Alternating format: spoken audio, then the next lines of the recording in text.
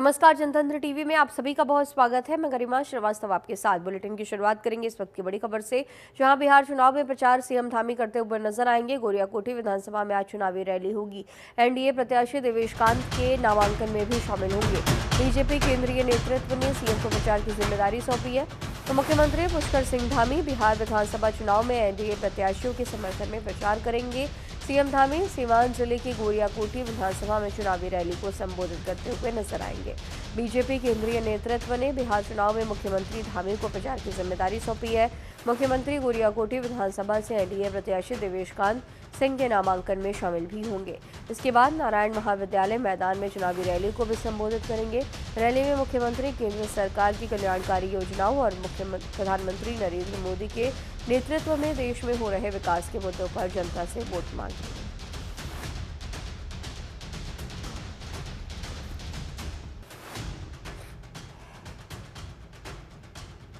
तो बिहार चुनाव में प्रचार प्रसार करते हुए सीएम पुष्कर सिंह धामी नजर आएंगे। गोरियाकोठी विधानसभा में आज चुनावी रैली होगी।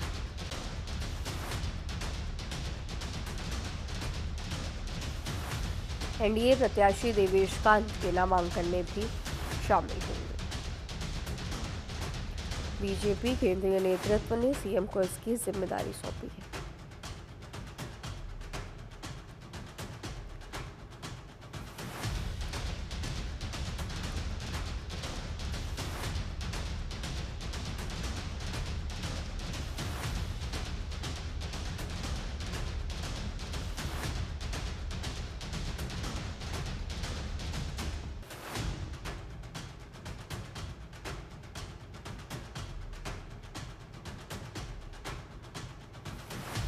बिहार चुनाव में प्रचार प्रसार करते हुए सीएम पुष्कर सिंह धामी नजर आएंगे। एनडीए प्रत्याशी देवेश कांत के नामांकन में भी शामिल होंगे। तो बीजेपी के शीर्ष नेतृत्व ने एनडीए ने ये जिम्मेदारी सीएम पुष्कर सिंह धामी को दी है। तो आपको ज्ञात हो कि जब भी किसी भी राज्य में चुनाव होते हैं तो निश्चित तौर पर सीएम पुष्कर सिंह धामी पर भरोसा जताया जाता है। स्टार कैंपेनर के तौर पर उन्हें प्रचार प्रसार करने के लिए उन जगहों पर भेजा जाता है। तो आने वाले दिनों में बिहार में चुनाव होने वाले हैं। 2 चरणों में चुनाव होंगे। 6 और 11 नवंबर को चुनाव होने हैं। 14 को परिणाम आएगा।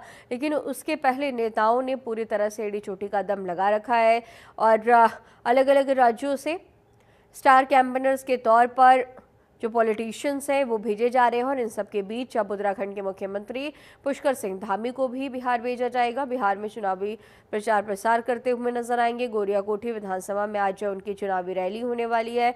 साथ ही एनडीए प्रत्याशी देवेश कांत के नामांकन में भी शामिल होते हुए सीएम पुष्कर सिंह धामी नजर आएंगे।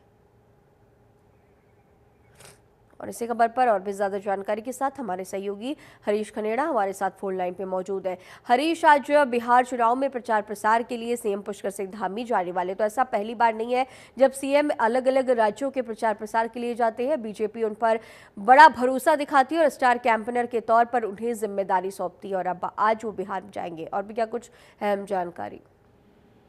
देखिए गरिमा, जिस तरह से चुनाव प्रचार में, चाहे वो दिल्ली के चुनाव रहे हों और लोकसभा के चुनाव रहे हों, इसके साथ ही विधानसभा के चुनाव रहे हों, सभी जगह पे मुख्यमंत्री को कहीं न कहीं भेजा गया है। आपने देखा मध्य प्रदेश में हो, राजस्थान में हो, तमाम जगहों पर जहाँ पे भी चुनाव हुए हैं, पुष्कर सिंह धामी जो उत्तराखंड के मुख्यमंत्री हैं, उन पर कहीं न कहीं हाईकमान भरोसा जताता है। और निश्चित तौर पर जिस तरह से युवा मुख्यमंत्री होने के नाते तमाम जगहों पर वो पहुंच रहे हैं। उत्तराखंड की अगर बात करें तो उत्तराखंड में तमाम जो ऐतिहासिक फैसले मुख्यमंत्री के द्वारा लिए गए हैं, तो उनको कहीं न कहीं उसकी सराहना पूरे देश भर में होती है। और इसी वजह से पार्टी हाईकमान की तरफ से एक निर्देश दिए जाते हैं कि उनको जहां पर भी चुनाव हो वहां पर भेजा जाए। आज की बात करें तो आज बिहार में मुख्यमंत्री का दौरा है। ठीक 11:45 पर जो गोरियाकोठी जो विधानसभा है वहां पर भाजपा प्रत्याशी देवेश कांत की जो नामांकन सभा है वहां पर प्रतिभाग मुख्यमंत्री करने वाले हैं। और इसमें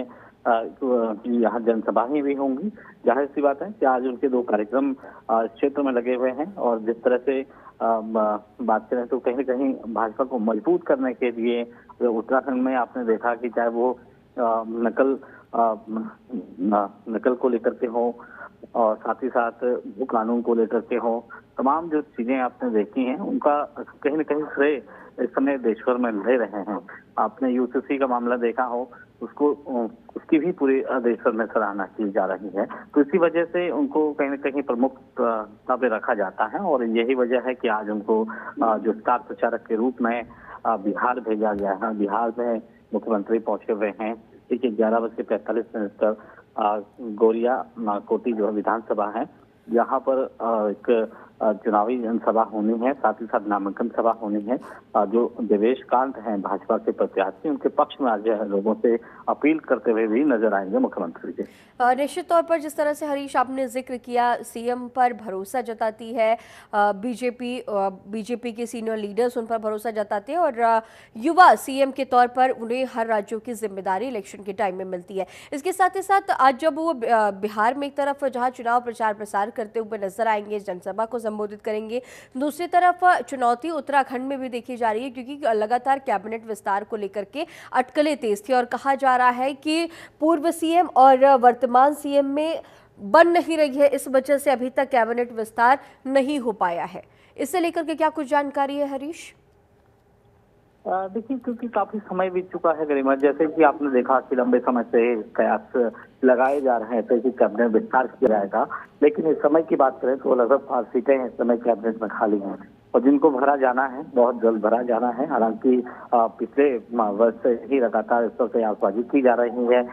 कभी ये कहा जा रहा था कि शरद पक्ष के बाद उसे भरा जाएगा, फिर उसे नवरात्रि की बात की गई है, अब दीपावली की बात की जा रही है। तो देखिए ये मुख्यमंत्री का विशेषाधिकार होता है जिस तरह से कैबिनेट का विस्तार किया जाना। हालांकि अभी अगर बात करें तो अभी जो कैबिनेट में जो सीटें हैं वो 5 सीटें अभी भी खाली हैं। जाहिर सी बात है कि क्योंकि अब लंबा वक्त हो चुका है, 3 साल का कार्यकाल सरकार का पूरा हो चुका है, चौथा 5वां, यानी कि आप ये मानिए कि अब 2026 शुरू होने जा रहा है। 2026 के बाद ही क्योंकि जो चुनावी जो माहौल है वो उत्तराखंड में भी देखने को मिलेगा क्योंकि 27 में विधानसभा के चुनाव होने हैं।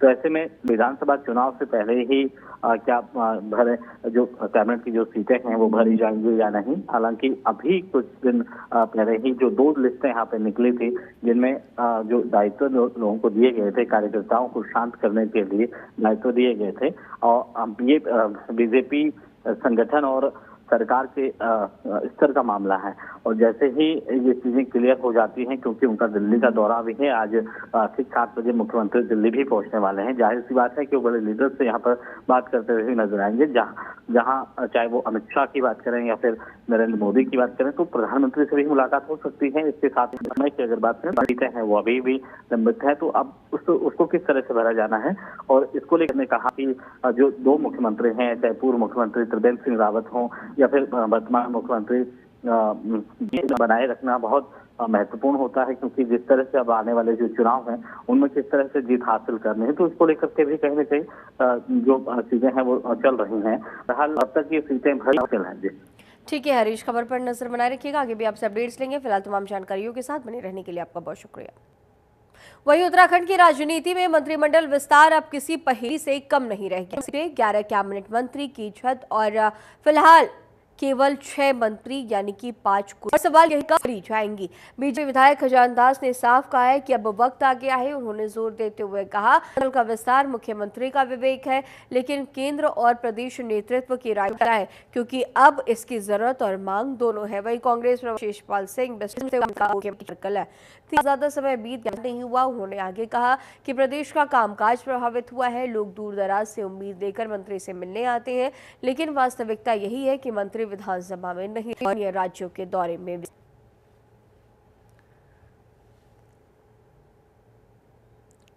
देखिए मंत्रिमंडल का गठन करना, मंडल का विस्तार करना और अपनी हमारा एक पंचायत के रूप में हमारे काम होते हैं भाजपा में, इसलिए रायशुमारी करते हुए ये जल्दी से जल्दी अब मेरे ख्याल भी है और जल्दी वो अपना विस्तार करेंगे। देखिए भारतीय जनता पार्टी में जो अंतर्कलह है पूर्व मुख्यमंत्री और वर्तमान किसी से छुपी हुई नहीं है और उसका असर मंत्रिमंडल गठन पे भी पड़ रहा है। आज 3.5 साल हो गए हैं भाजपा को सरकार बनाए हुए दूसरे कार्यकाल के लिए, लेकिन अभी तक कार्य नहीं। जो दिशा निर्देश देते हैं उनके जो गिने चुने मंत्री हैं वो उनके आदेश का पालन ही नहीं करते हैं और इससे जो है प्रदेश का कामकाज भी प्रभावित हो रहा है। लोग दूर दराज से बड़ी आशा और उम्मीद से आते हैं कि कोई मंत्री उनको मिलेंगे, वो अपनी व्यथा कथा सुनाएंगे, लेकिन मंत्री विधानसभा भवन में बैठते ही नहीं है। वो तो जो है विदेशी दौरों पे या दूसरे राज्य के दौरों पे मस्त रहते हैं। तो भाजपा मंत्रिमंडल का गठन करेगी, ऐसी संभावनाएं कमी है, क्योंकि इनकी कलहबाजी समाप्त नहीं होगी, और जब तक समाप्त नहीं होगी मंत्रिमंडल गठन दूर की कौड़ी है। और भाजपा के जो विधायक हैं उनमें आक्रोश बढ़ रहा है, जिसका खामियाजा भाजपा को भुगतना पड़ेगा। और वहीं देहरादून में जहां पिछले माह शोभा रावत ने जिलाधिकारी सविन बंसल से मिलकर अपनी परेशानी सुनाते हुए बताया था कि उनका बेटा विकलांग है और एक बेटी है जिसकी पढ़ाई चल रही है। पति की पिछले साल 2024 में मौत हो गई थी और रोजगार का कोई साधन नहीं है। उन्होंने गुहार लगाते हुए बताया कि उन्होंने बैंक से 17 लाख का कर्ज लिया था, पर बैंक द्वारा पति की मौत के बावजूद इंश्योरेंस के क्लेम कुल 13,20,662 की धनराशि को लोन की धनराशि में समायोजित किया गया और लगभग 5 लाख की धनराशि जमा करना बकाया है। इस पर जिला प्रशासन के हस्तक्षेप से बैंक ने व्यथित शोभा रावत को उनके घर के कागजात वापस मिले हैं। जिला प्रशासन के इस प्रयास से जहां शोभा इतनी बड़ी कर्ज की राशि का बोझ उतर गया, वहीं उनका घर भी बच गया है।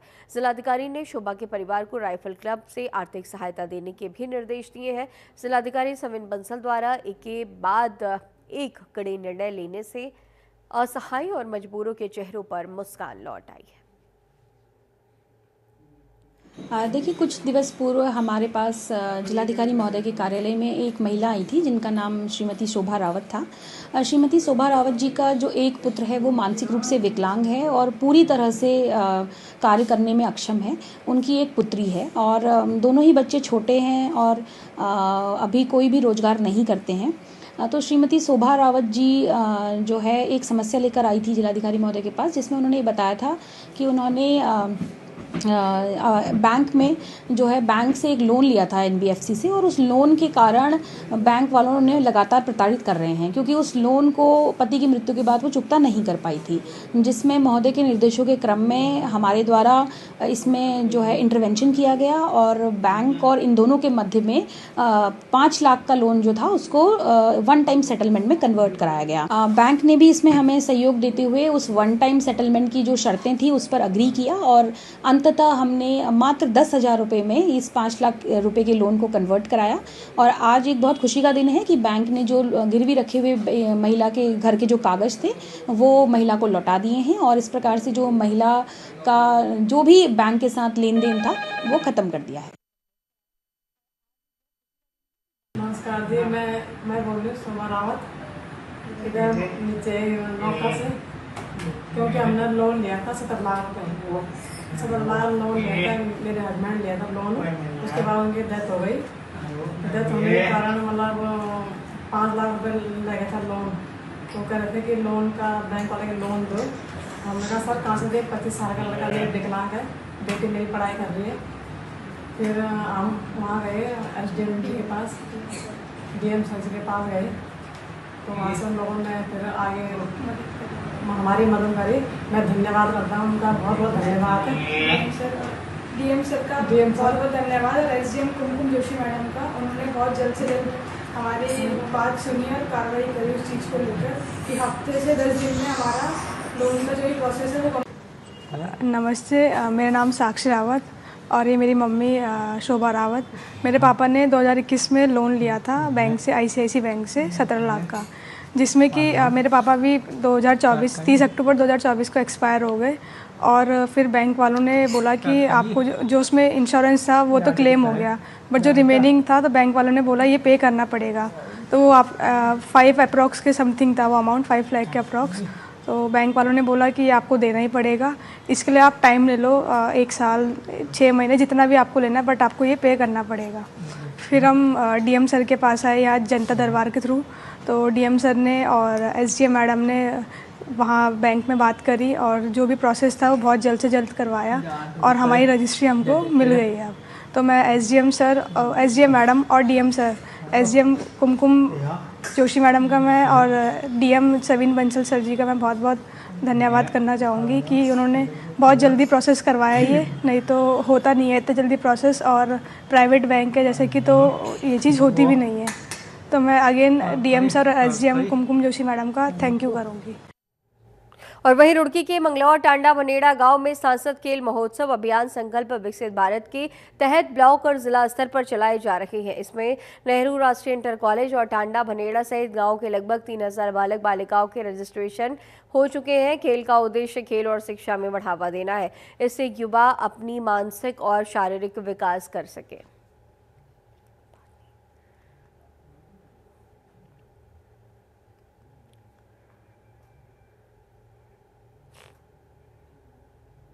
उत्तरकाशी में एक रेस्टोरेंट में थूक जिहाद का मामला सामने आया। इसके विरोध में हिंदू संगठन से जुड़े युवाओं ने बाजार में दुकानें बंद कराई हैं और प्रदर्शन किया। वहीं थूक जिहाद का वीडियो सोशल मीडिया पर तेजी से वायरल हो रहा है। इसमें समुदाय विशेष का युवक तंदूरी रोटी में थूकता हुआ दिखाई दे रहा है। पुलिस ने मामले में मुकदमा दर्ज कर लिया है और मामले की जांच पड़ताल में जुटी है। आरोपी के विरोध संबंधित धाराओं में जो है कोतवाली उत्तरकाशी में मुकदमा पंजीकृत कर दिया गया है और मेरे द्वारा जो है assistant commissioner food safety Uttarkashi को बुलाया गया। मैं यहाँ पे आ गया, वो अभी कोतवाली में ही बैठे हुए हैं और हमने उनको जो है कोतवाली की तरफ से अपनी रिपोर्ट उनको दे दी और उनका वो जो है ये जो होटल के जो मालिक है उनके विरुद्ध उसकी कैंसिलेशन की कार्यवाही चल रही है। जो उनको दर्शन में ये है, ये यहाँ पर जो पूरा उत्तराखंड जो है देवभूमि हमारी और उत्तरकाशी जो है हमारी जो काशी विश्वनाथ की धर्म नगरी है। लेकिन यहाँ पर जो देख रहे कल एक वीडियो आई थी उसमें जो रोटी में जो थूक रहा है यूं करके जो बार, तो इनके जो है पहले से जो मदद से ये ट्रेनिंग दी जाती है इनको कि हिंदू धर्म को जो इनको सनातन धर्म से डर लगता है, उनको हमारे धर्म को जो भ्रष्ट करना। हमारी माता यहाँ जल चला के दो डाल के जो शुद्ध करती है और ये हमको जो मूत्र और ये जो गटर का पानी डाल के पता नहीं न जाने क्या क्या छिड़क के जो हमें जो शुद्ध कर रहे हैं। तो ऐसा नहीं चलेगा, शासन प्रशासन को ध्यान देना पड़ेगा। अगर वो ध्यान देंगे तो हम भी जो लड़ाई जो स्वयं लड़ेंगे और इनको जो बता दिया है कि अपनी जो नेम प्लेट लगाए और हमारे धर्म को भी जो हमारे धर्म का भी सम्मान करें और इनसे आगे जो है बहुत बड़ी लड़ाई होने वाली है और हम उसको जो है ये सनातन की योगी है और हम उत्तराखंड से बाहर फेंकने का काम करेंगे। उत्तरकाशी के अंदर इन जिहादियों का बहुत बड़ा कब्जा हो चुका है। आज ही देखो कल जो है घटना आई है, वीडियो सामने आया है, क्योंकि पीठ पीछे तो ये लोग जरूर थूकते मूतते हैं तो सब जानते हैं पूरे देश के अंदर थूक मूत रहे हैं। लेकिन उत्तरकाशी में रोटी बनाते समय जो थूक रहा है उसका वीडियो सोशल मीडिया पर आ चुका है उत्तरकाशी के अंदर। वो दुकान सीज होनी चाहिए और जितने लोग हैं जो हमारी संस्कृति से नफरत करते हैं और तमाम लोग मतलब हिंदू या मुसलमान सबके व्यापारिक प्रतिष्ठानों पे, सबकी दुकानों पे, सबके ठेलियों पे उनकी पहचान सही पहचान के साथ नाम अगर प्रशासन जब तक लिखने के लिए नहीं इनको कहता है तब तक हम लोग आंदोलन करेंगे। और देखो इससे पहले भी इसी ठेले वाले ने एक बंदे ने यहाँ पर महिला किसी जो लड़कियां हमारी जो बेटियां स्कूल की जाती हैं उनकी वीडियो ले रहा था, उनके फोटो खींच रहा था आगे से पीछे से चुपके से, तो वो भी जिहाद का अंग है और पुलिस ने उसमें हल्की धाराएं लगाई और उसको छोड़ दिया। जबकि हम चाहते थे कि उसकी मोबाइल की फॉरेंसिक जांच हो कि किस किस प्रकार की वीडियो बनाई इससे पहले और कितना बड़ा ये संगठन है जो इस तरह का काम कर रहा है। लेकिन पुलिस चाहती है कि उनको कोई परेशानी ना हो, हिंदुओं पे हमारी आस्था पे कितनी चोट लगती रहे, लेकिन पुलिस हर चीज को दबाना चाहती है। लेकिन यहाँ पे आस्था और यहाँ पे जो मंदिरों की नगरी हमारी उत्तरकाशी है इसके अंदर जिस तरह से थूक मूत जिहाद खुलेआम चल रहा है, इस पे अंकुश लगना चाहिए। और मैं सभी व्यापारी भाइयों से निवेदन करूंगा कि आप लोग आज अगर इकट्ठे नहीं हुए तो भविष्य आपके बच्चों के लिए खतरनाक होगा। और वहीं रुड़की में अपने जन्मदिन के मौके पर फोनिक्स विश्वविद्यालय के चेयरमैन और वरिष्ठ समाज सेवी चेरब जैन ने हर मिलाप धर्मशाला में रक्तदान शिविर का आयोजन किया। इसमें भारी तादाद में लोगों ने बढ़ चढ़कर हिस्सा लिया है। चेरब जैन का कहना है कि वो जनता और भारतीय जनता पार्टी के बीच एक खास तालमेल रखते हैं और उन्हें उम्मीद है कि इस बार भारतीय जनता पार्टी उन पर विश्वास जताते हुए 2027 के चुनाव में विधानसभा से टिकट जरूर देगी। उन्हें उम्मीद है कि रुड़की की जनता का प्यार और स्नेह उन्हें जरूर मिलेगा। देखिए, रक्तदान महादान किया जाता है तो मैं अपनी टीम जो दीपक पांडे जी के नेतृत्व में मेरी टीम है पूरी, उसका बहुत बहुत आभार व्यक्त करना चाहूँगा कि मेरे जन्मदिन के उपलक्ष्य में आज उन्होंने इस रक्तदान शिविर का आयोजन किया है। और रक्तदान जैसे मैंने बताया महादान है, इससे किसी की जान बच सकती है। तो ऐसे कैंपों का, ऐसे शिविरों का आयोजन समय समय पर होता रहना चाहिए। और अगर किसी एंड यूज़र को इसकी ज़रूरत है, ब्लड की ज़रूरत है, तो उस एंड यूज़र तक ये ब्लड यूनिट पहुंचना बहुत ज़रूरी है, जिसके लिए हम एक माध्यम बनना चाहेंगे। और यदि किसी को कभी ज़रूरत है तो हमारे कार्यालय पर आए और हम उनको यूनिट उपलब्ध कराएं। ये 27 को लेकर मैं तैयारी में लगा हुआ हूँ, दिन रात काम कर रहे हैं, दिन लोग जनता के बीच में हैं, जनता की समस्याएँ सुन रहे हैं। जो मेरे बस में हो पा रहा है मैं वो कर पा रहा हूँ। जितनी मेरे पास रिसोर्सेज हैं उन रिसोर्सेज से जो मैं कर पा रहा हूँ मैं कर पा रहा हूँ। और जनता का बहुत प्यार मिल रहा है, बहुत आशीर्वाद मिल रहा है और निस्संदेही 27 में बहुत मजबूत दावेदारी पेश करी जाएगी। और अगर प्रभु ने कृपा रखी तो बिल्कुल रुड़की का जनप्रतिनिधि भी किया जाए। पार्टी में पूर्णतः विश्वास है, 100% विश्वास है। जनता सर माथे पर, जनता का हर फैसला सर माथे पर, जनता सर्वोपरि, जनता से ऊपर कोई नहीं है। यमुनोत्री रोड पर रोडवेज बस ने स्कूल बस में टक्कर मार दी है। घटना का सीसीटीवी फुटेज सामने आने के बाद पूरी लापरवाही का मामला उजागर हुआ।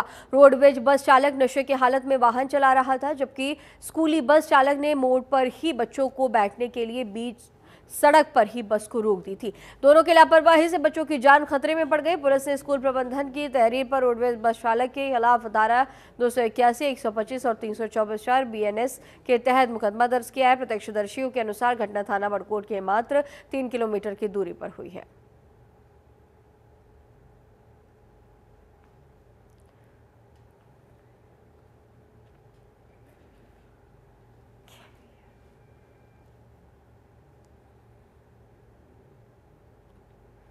हरिद्वार में त्योहारों को देखते हुए खाद्य सुरक्षा विभाग एक्शन मोड में है। नगर निगम हरिद्वार क्षेत्र में खाद्य सुरक्षा टीम ने कैलाश टमटा के नेतृत्व में मिठाई की दुकानों का निरीक्षण किया है। इस दौरान कई दुकानों से खाद्य पदार्थों के सैंपल्स भी लिए गए, जिनमें मावा, घी और तेल शामिल है। इन सभी नमूनों को गुणवत्ता जांच के लिए खाद्य विश्लेषण प्रयोगशाला रुद्रपुर भेजा गया।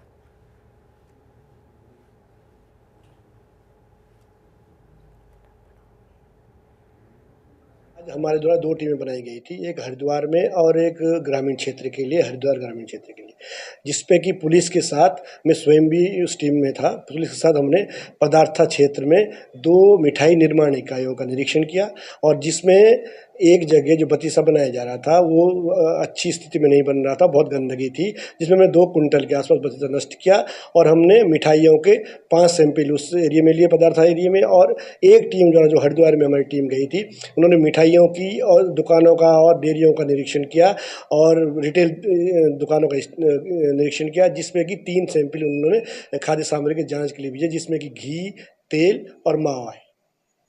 आज हमारे द्वारा 8 सैंपल हरिद्वार नगर निगम से और ग्रामीण क्षेत्र से जो मिठाई की दुकानें हो गई, अन्य खाद्य पदार्थ की दुकानें हो गई, उनसे जांच के लिए भेजे गए और जिसमें कि अभी आपको मैंने बताया कि लगभग 2 कुंटल के आसपास बतीसा मिठाई होती है, जो कि निर्माण इकाई में जो वहाँ बहुत गंदगी पाई गई थी, जो जन स्वास्थ्य को दृष्टि रखते हुए हमारे द्वारा उसको नष्ट किया गया। और इस बुलेटिन में फिलहाल इतना ही। खबरों का सिलसिला लगातार जारी रहेगा। बने रहिए जनतंत्र टीवी के साथ। नमस्कार।